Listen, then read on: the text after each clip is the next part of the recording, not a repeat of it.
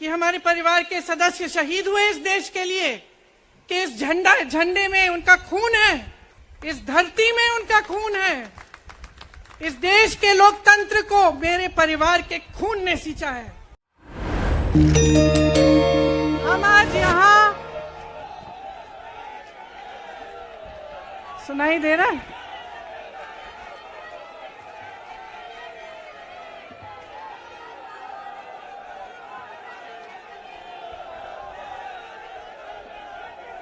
सुनिए,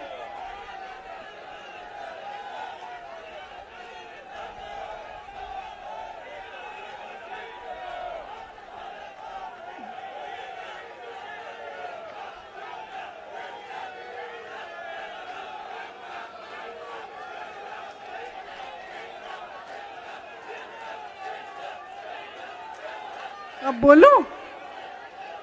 इजाजत है?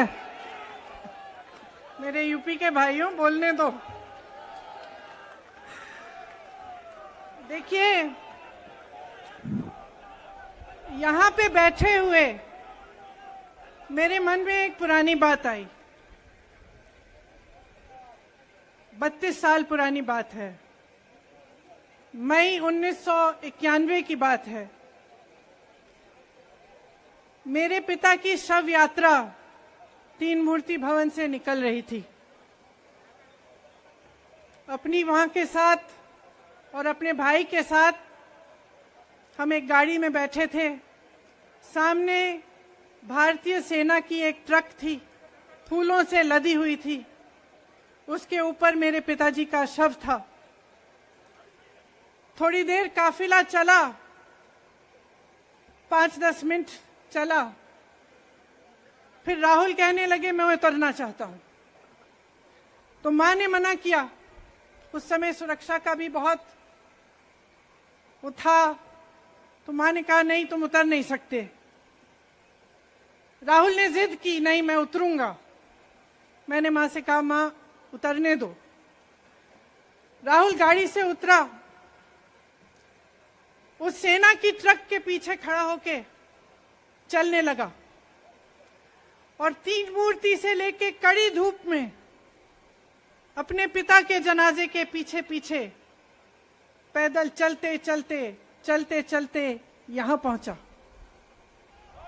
इस जगह से कुछ 400-500 गज दूर यहां पर मेरे शहीद पिता के अंतिम संस्कार मेरे भाई ने किए।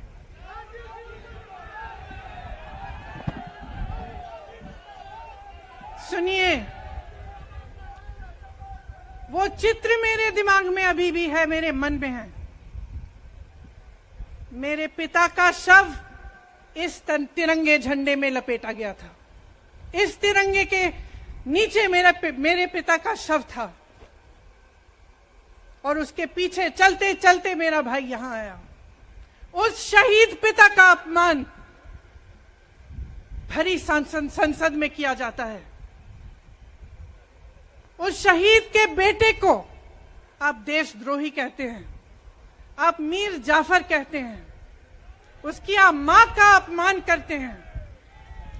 आपके मंत्री मेरी मां का अपमान भरी संसद में करते हैं। आपके एक मुख्यमंत्री कहते हैं कि राहुल गांधी को पता भी नहीं है कि उनका पिता कौन है। आपके प्रधानमंत्री भरी संसद में खड़े होकर कहते हैं कि ये परिवार नेहरू नाम को इस्तेमाल क्यों नहीं करता। पूरे परिवार का अपमान करते हैं। कश्मीरी पंडित समाज के रिवाज का अपमान करते हैं, जिसके तहत एक बेटा अपने बाप के मरने पर पगड़ी पहनता है, परिवार की परंपरा को आगे बढ़ाता है। लेकिन आप पर कोई मुकदमा नहीं होता, आपको 2 साल की कोई सजा नहीं मिलती, आपको जेल की सजा नहीं मिलती, आपको संसद से कोई बाहर नहीं निकालता, आपको मना नहीं करता कि 8 सालों के लिए आप चुनाव नहीं लड़ सकते। क्यों? मैं पूछना चाहती हूं क्यों? आज तक हम चुप रहे हैं, हमारे परिवार का अपमान करते गए करते गए करते गए। मेरे भाई ने क्या कहा? संसद में वो मोदी जी के पास गए और उनसे गले लगे। मेरे भाई ने कहा, मैं आपसे नफरत नहीं करता हूं, मेरे दिल में आपके लिए कोई नफरत नहीं है, हमारी विचारधारा अलग है, लेकिन हमारी नफरत की विचारधारा नहीं है। तो मैं पूछना चाहती हूं, एक आदमी का कितना अपमान करोगे? कितना अपमान करोगे? क्या यही है इस देश की परंपरा? आप परिवारवादी कहते हैं, तो भगवान राम कौन थे? भगवान राम को वनवास में भेजा गया, उन्होंने अपने परिवार, अपनी धरती के प्रति अपना धर्म निभाया। क्या भगवान राम परिवारवादी थे? क्या पांडव परिवारवादी थे कि वो अपने परिवार की संस्कारों के लिए लड़े?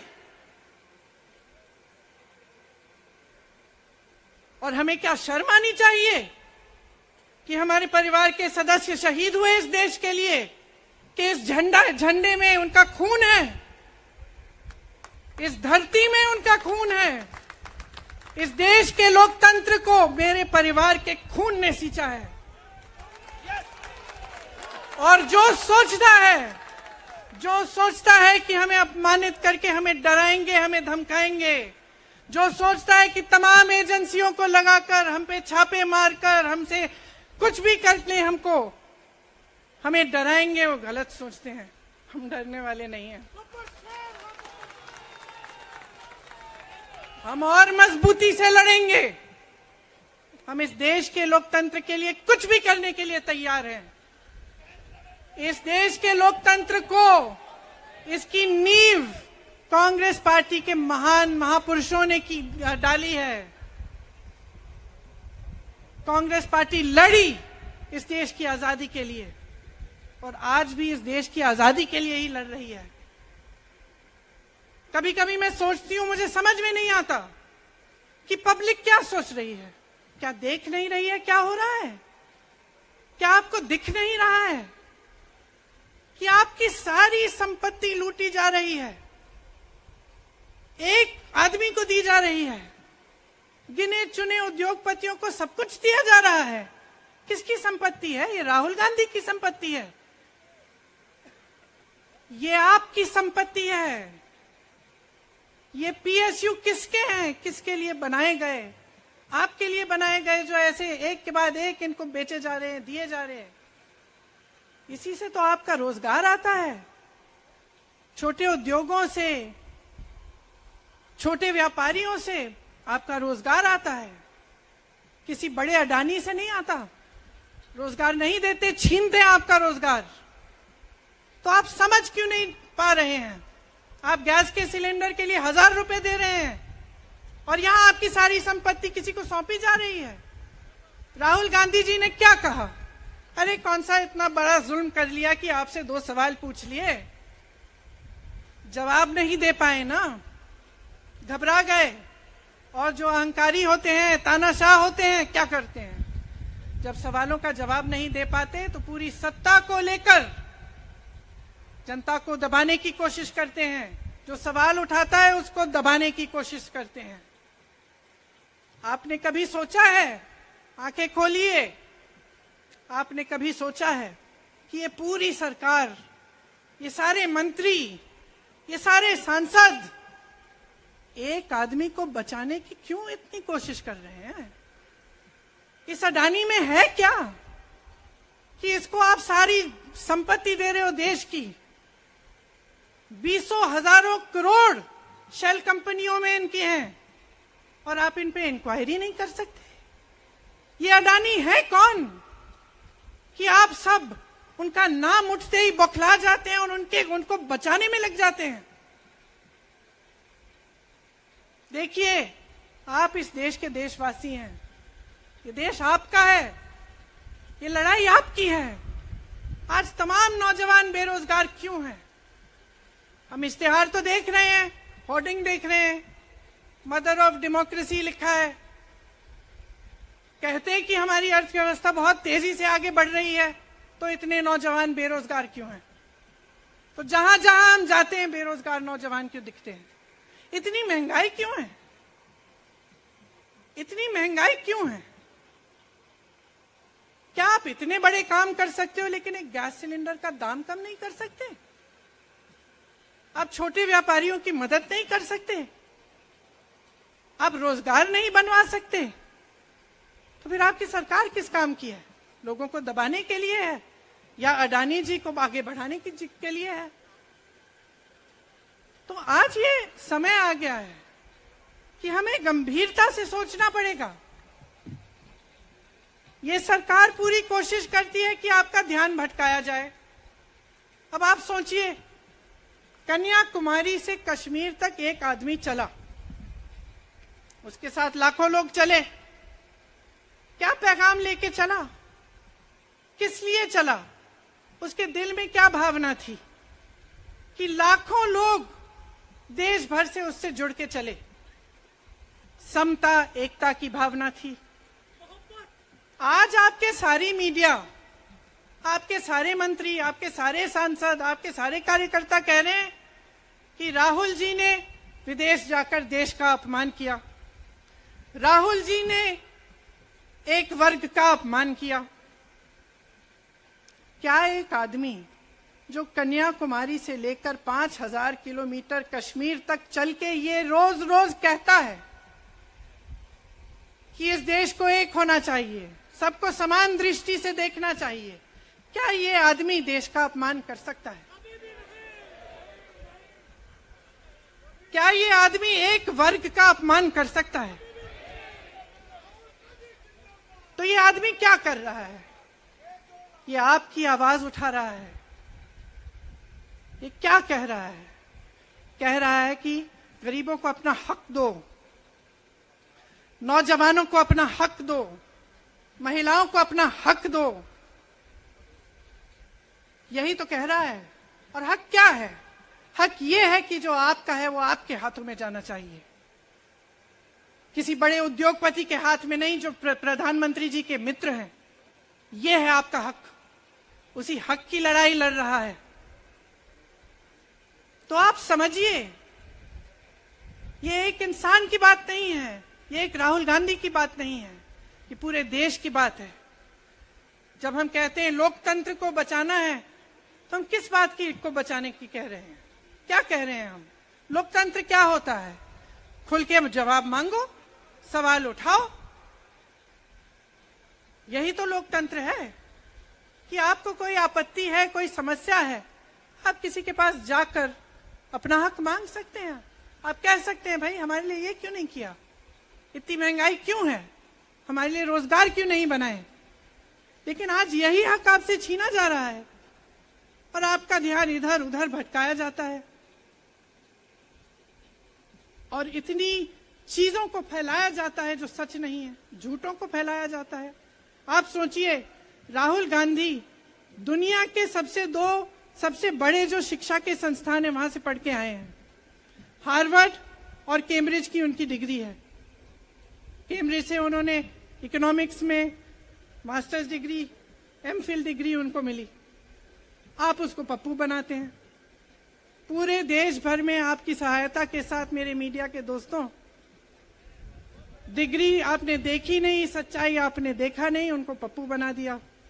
फिर पता चला कि ये पप्पू तो यात्रा में निकल आया और पता चला कि ये तो पप्पू है ही नहीं। इसके साथ तो लाखों लोग चल रहे हैं। ये ईमानदार भी है, ये सब बातों को समझता भी है, ये जनता के बीच जा रहा है, जनता की समस्याओं को सुन रहा है, तो जनता इसके साथ चली जा रही है। तो घबरा गए कि राहुल गांधी ने संसद में वो सवाल उठाए जिनका उनके पास जवाब नहीं है।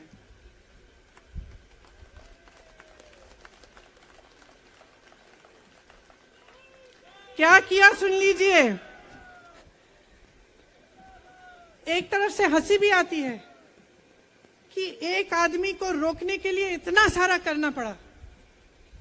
जिस आदमी ने राहुल जी के खिलाफ सूरत में कंप्लेंट लगाई, आपको मालूम है कि पिछले साल उसने खुद कचहरी में जाके बोला इस पे आप स्टे लगा दीजिए। 1 साल के लिए अपने ही केस पे स्टे लगवाया। फिर वापस कब गए केस खुलवाने के लिए? राहुल गांधी के संसद में अडानी पे के भाषण देने के 1 हफ्ते बाद। 1 हफ्ते बाद वो आदमी वापस जाता है, कहता है केस खोल दी, सुन लीजिए अब हम तैयार हैं। 1 महीने के अंदर अंदर जज कह देते हैं कि राहुल गांधी को 2 साल की सजा मिलेगी। आपने देखा इस देश में कितने केस हैं कि जेल में 10 साल के लिए पड़े रहते हैं, उनकी सुनवाई नहीं होती। ये तो सुनवाई भी फट से हो गई, जजमेंट भी फट से हो गई, सजा भी फट से हो गई। और आपने कह दिया अगले दिन कि 8 सालों के लिए ये चुनाव नहीं लड़ सकते, संसद से बाहर कर देंगे इनको। वाह वाह वाह वाह वाह वाह, बहुत धैर्य है आप में। अरे कायर हैं, कायर है इस देश का प्रधानमंत्री। लगा दो केस मुझ पर, लगा दो केस मुझ पर, जेल ले जाओ मुझे भी, लेकिन सच्चाई ये है कि इस देश का प्रधानमंत्री कायर है।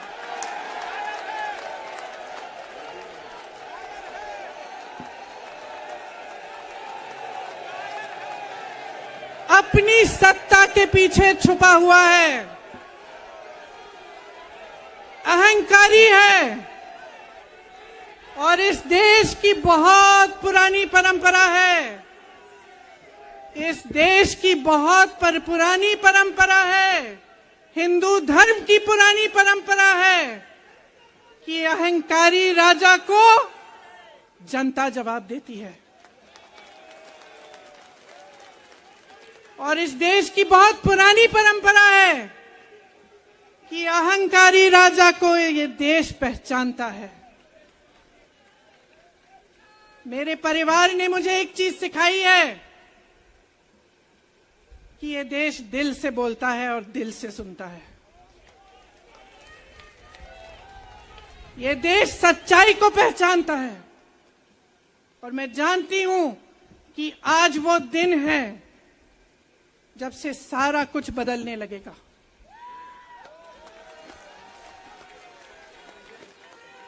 मेरे मीडिया के साथियों, मैं आपसे कहना चाहती हूं, बहुत हो गया है, बहुत हो गया है।